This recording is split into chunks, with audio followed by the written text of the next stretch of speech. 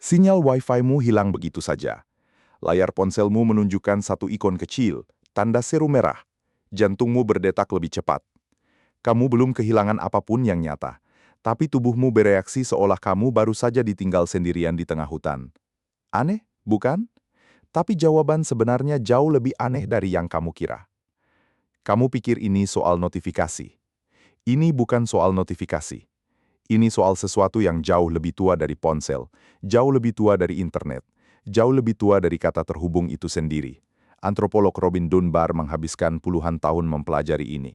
Ia menemukan otak manusia berevolusi untuk melacak sekitar 150 hubungan sosial sekaligus, angka yang sekarang dikenal sebagai angka Dunbar.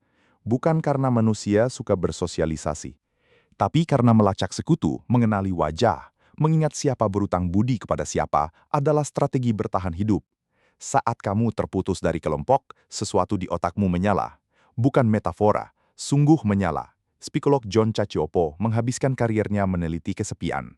Ia menemukan bahwa isolasi sosial memicu respons stres yang sama seperti ancaman fisik. Detak jantung naik, kortisol meningkat. Tubuhmu bersiap untuk bahaya, bukan karena kamu sedang diserang, melainkan karena leluhurmu yang terputus dari kelompok benar-benar rentan diserang saat pertahanannya melemah. Hal ini terjadi berulang kali sepanjang ratusan ribu tahun.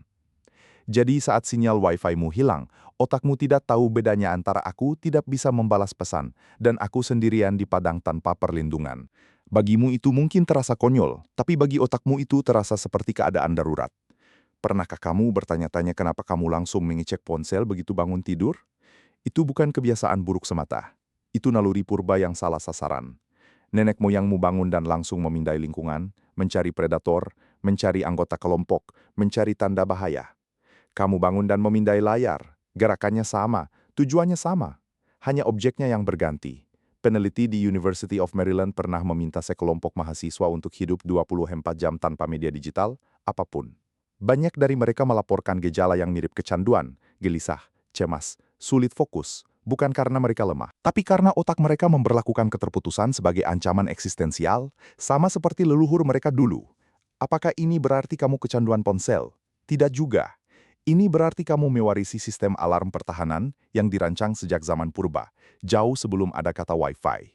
Coba pikirkan ulang kelompokmu hari ini, bukan 150 orang di sekitar api unggun, tapi kontak di ponselmu, grup obrolan keluarga, notifikasi dari teman yang belum kamu balas, sistem yang sama namun dengan wadah yang berbeda. Dan disinilah bagian yang mengganggu. Otakmu tidak peduli apakah ancamannya nyata. Ia hanya peduli apakah kamu terputus dari sinyal kehadiran orang lain. Wi-Fi mati, sinyal itu putus, alarm purba berbunyi.